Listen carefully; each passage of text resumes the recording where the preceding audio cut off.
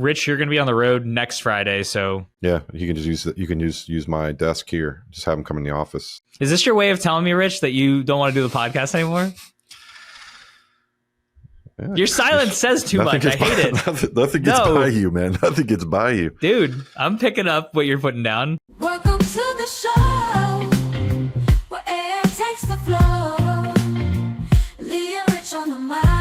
Welcome to the AI Guys podcast, where we make artificial intelligence easy to understand for everyone.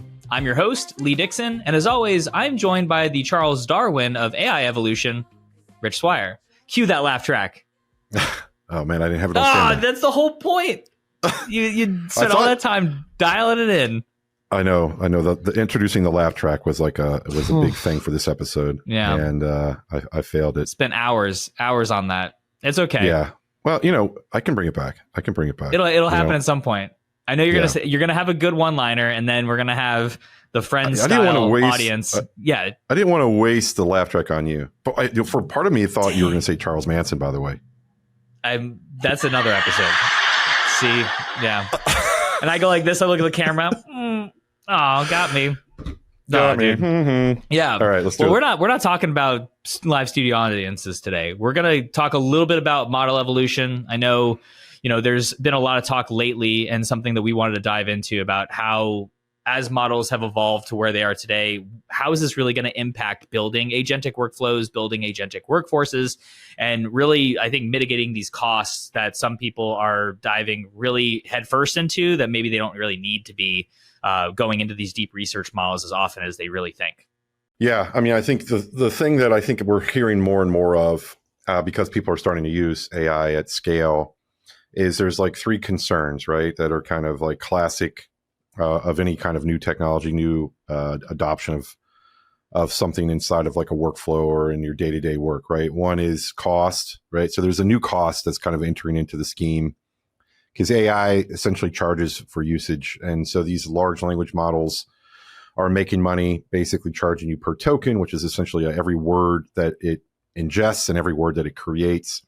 Call that a token, where it's going to process every time you ask it a question, anywhere between 1,000 to 5,000 to 10,000 tokens, depending on how much data is traversing back and forth. Yeah. And of course, that cost, even though as the models continue to improve, the older models' cost of tokens gets cheaper, which is kind of the natural trend. But also, everybody wants to go to the newest model. So, it's like, you can go buy a used cassette of Duran Duran's album from 1986 for probably like, pennies on the dollar. Sure. But back in the day, everybody was standing in line paying $25 for that thing. So, over time, I think models will continue to get more affordable, but at the same time, usage goes up. So you kind of have this balance of like, okay, yeah, it's cheap, but also we're using it a lot more than we thought we would use it.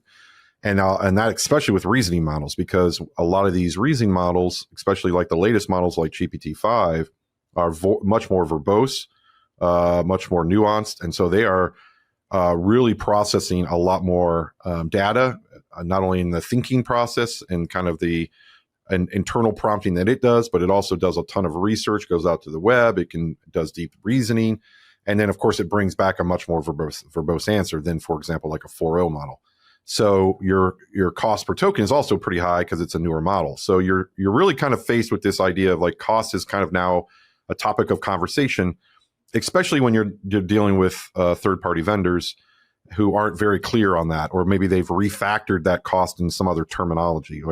Like Amazon has its own terminology called a unit, and Microsoft has its own one, and so everybody's kind of creating these like new usage terms that the models aren't different enough anymore, so now we have to figure out other ways to differentiate. Yeah, they're just trying to hide they're just trying to screw you like they normally do, right? Like they just come up with some, that's a widget. Oh, okay, well, widget, it's $1 per, and then you're like, you're doing math of like what's a widget to a token. Yep. And then they're very vague on what it means. And then of course, image processing, video processing, that's just that's even more so expensive. If you're a Prime customer, you get it at a discounted rate.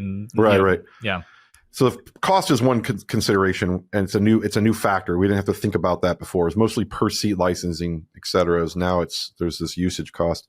very similar to cloud, but more on the nose. And then the second piece is we have this new thing that's part of our ecosystem that we're either integrating with or we're using via tools called AI that operates quite differently than what we're used to.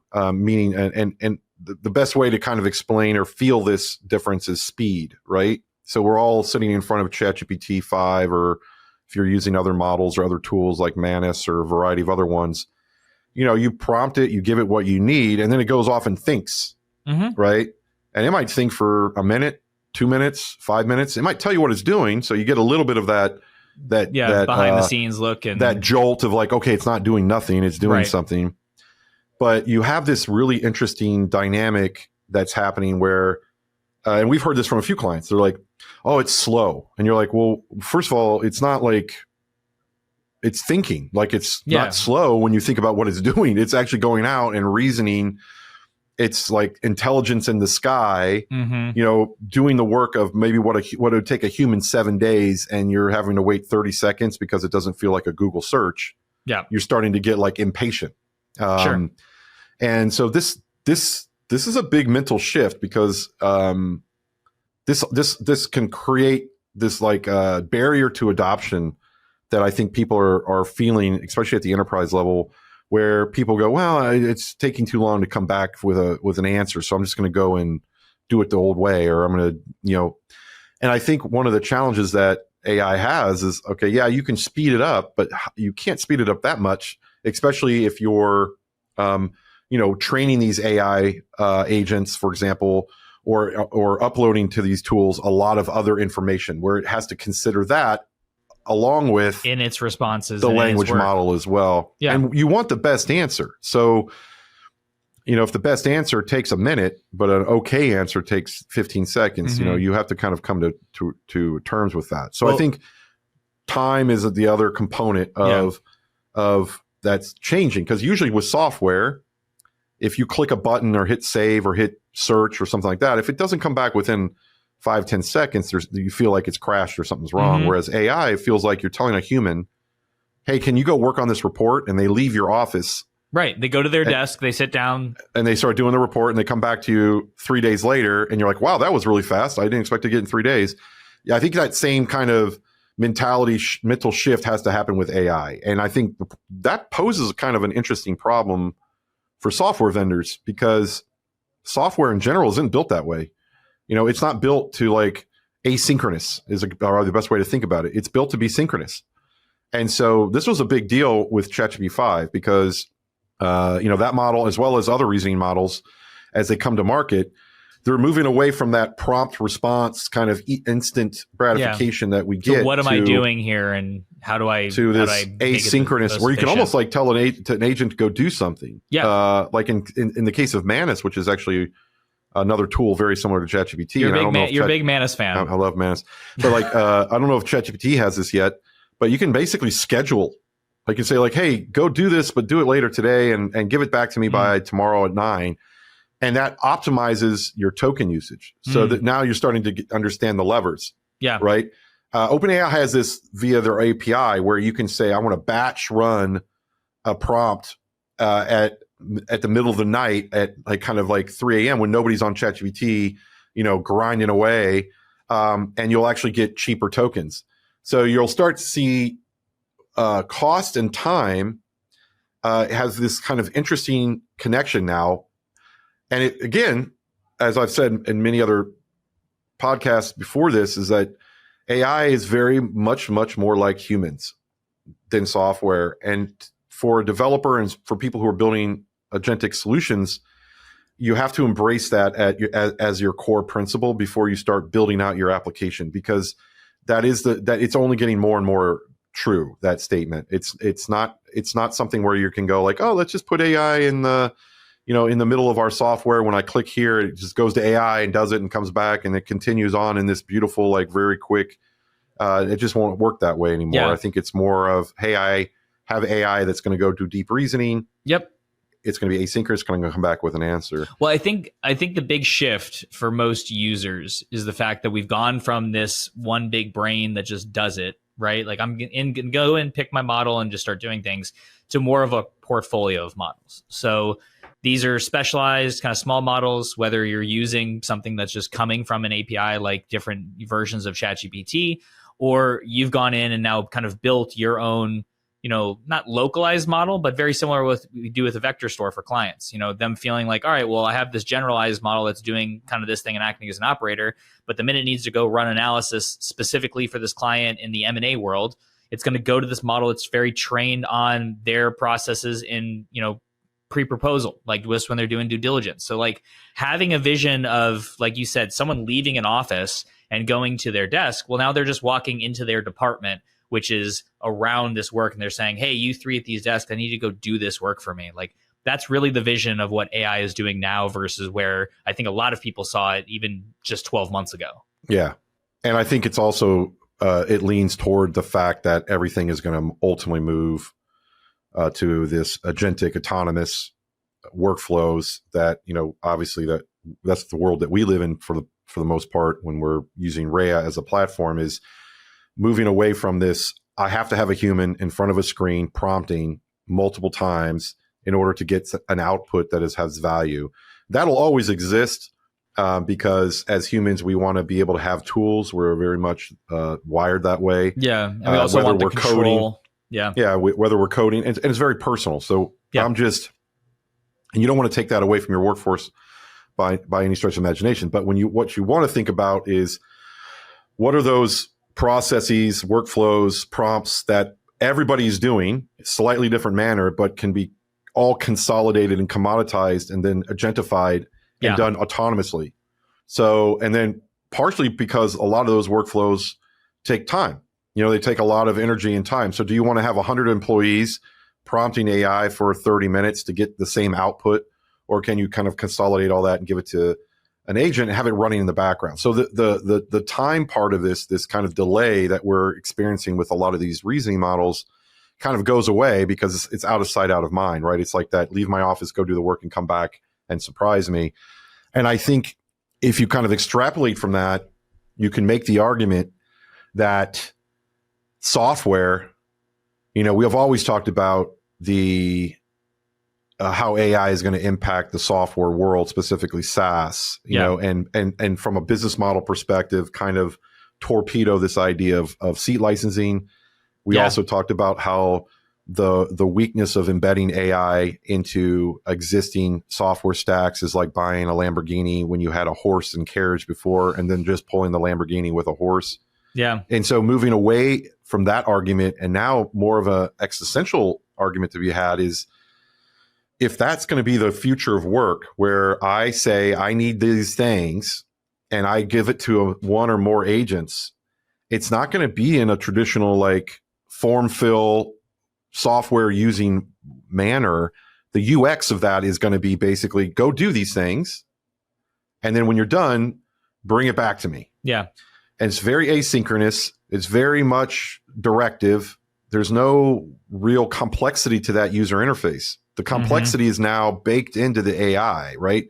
Now it's more about how have I trained this AI to give it the amount of information it needs, access to the databases it needs, and the ability to interpret the commands and go do the work and provide something on the output. Yeah. It's a human user interface, as we've talked about many times, but it's also kind of this new behavior where, if you really think about fast forward 5-10 years, I just don't see a world where, especially if AI gets more and more intelligent, which means it'll be more and more asynchronous, because intelligence and speed and time, those are levers. Yeah, they're not capped by anything in this sense. You want more intelligence, then you're gonna have to be patient on the return, the speed. It's no different than humans. Like if you ask me to add 1 + 1, I could probably get that within a minute if I think about it. But wait, hold on. But if you but if you ask me what, the derivative of, some sort of calculus problem, multivariable, physics, where there's a variety of parameters, and, I'm going to need a piece of paper in probably a couple of days. Right. So I don't think AI is ever going to really, compute is going to limit how fast AI can deliver that, plus cost. right? So even if AI could deliver that, like let's say let's say you're Elon Musk and you had a big ass warehouse with all the latest NVIDIA chips and you asked that question, you could probably deliver that in a millisecond if you wanted to. But guess what? That cost you, $50. So is somebody willing to spend $50 to get it that fast? Or are they willing to spend 50 cents and you give it to me in 10 minutes? Right. So I think I think the point of this pod was really to talk about these levers, intelligence, time, and money, and to think about those when you're entering into deploying AI. And it's kind of like the old saying back in the day as a service provider where we used to say good, fast, cheap. That's what I was just going to say. Like, pick two. Yeah. Oh, okay. Go ahead and say it. I don't want to steal it from you. No, it's okay. It's okay, Rich. No, we'll cut my part out. Go ahead. No, you steal the thunder. Go ahead. Do it. All right. Go. Hey, Rich, when people used to think about things and they would say, oh, could it be good? Could it be fast? Could it be cheap? Can it be all three? Never can be all three, Rich. No. Have you ever heard that before? No, pick two. So, and the same thing with AI, right? Cost, time, intelligence. It seems like you get to pick two. Yeah. So if and part of this too, when you think about deploying agentic workforce and how it works just with your existing human workforce, I think this is another component of that onboarding and training that we have to do in this education to get people to adopt. Of course, using ChatGPT or equivalent tools will slowly get them there. Like they're starting to experience that now. I mean, if you go on ChatGPT 5 and ask it a question, it'll take 30 seconds. It'll take a minute sometimes, especially if you have reasoning. Depending on the complexity. Yeah. And it'll tell you what it's doing, which is great, but it's not going to be that instant gratification that you would get like if you just asked a simple, maybe an older model, a simple question, because you're not asking it to reason. But that's also the reason that like when someone comes to it, right? Like, or in you're building agents, like this is why you don't just put the biggest brain inside of something when the task doesn't call for it. So like, like having something like a GPT-5, let's just use that as the example, where it's just taking your context and deciding how deep down the path does need to go to give you an answer that's valuable. But when you're building agents, like you don't need a sales agent that's doing qualification to be sitting on top of a reasoning model. Like there's no reason for that because the context of what it's actually doing is so small. But if I have a hyper technical product that I'm supporting, and even though I have tons of documentation, there might be theoretical questions that they ask me, about like, well, how could I do this inside of this piece of software? There probably needs to be reasoning to take a lot of that information that exists out there and let them know if it's possible. And if it's not, maybe from there, it needs to go a step further and open up a ticket so that a developer could go and actually, build something out for them. So there's reasons to have the big brain involved, but it doesn't have to be 100% of the time. Yeah. I mean, that is going to be ultimately an interesting thing where a lot of these language model companies like OpenAI and Google's, I think they're creating these layers and they're creating a more sophisticated routing system that allows the AI to first predetermine if it is something they can throw at a smaller model versus a larger model. But you do run into scenarios where that has its limits when you're talking about internally facing AI agents that are trained on your data, because there's a whole nother element that's going to put, kind of your knowledge base and what you're training your AI on is going to have to be hyper organized in order to leverage that same benefit, right? So like if your knowledge base is a mess and it's not easy to navigate, you're automatically going to force the AI to go into reasoning. And it's not necessarily reasoning in the sense of how we see it, but it's basically what it's doing is going into a, multi-dimensional vector store, and it's trying to pair, 30, 40, 50 elements together because it's just so disorganized, right? And one of the things that we've been, implementing for a lot of our clients, but more importantly, just pushing out there as kind of best practices is that whatever your knowledge base is, wherever it lives right now, it's most likely not going to live there in the next 5 years. And there's a reason why is because it's not well organized. The taxonomy, your knowledge graph is probably not AI first. It might be okay for humans to navigate your knowledge base inside of your Zendesk, but even probably most companies would admit it's probably a mess. Most humans don't navigate it because it's out of date, or it's very convoluted or complicated to find your answer. So most people don't even use knowledge base articles. It's almost like the banner ad of support, right? Like people just ignore it. Right. And of course, this is why people are moving more toward this kind of live chat engaged experience that AI can give you on the support side. But even fast forward, if you want to think about your core model, your core knowledge source as a business, you're going to have to recreate it and reimagine it. And it's better to have AI do that so that AI puts it together. AI knows how to navigate it, and it's doing it in an optimized way. So when you actually have the AI rebuild or reimagine your knowledge base articles, your documentation, your user guides, it can produce it at scale very quickly. And it can also deliver those answers very quickly back to customers and your employees when they do have a question.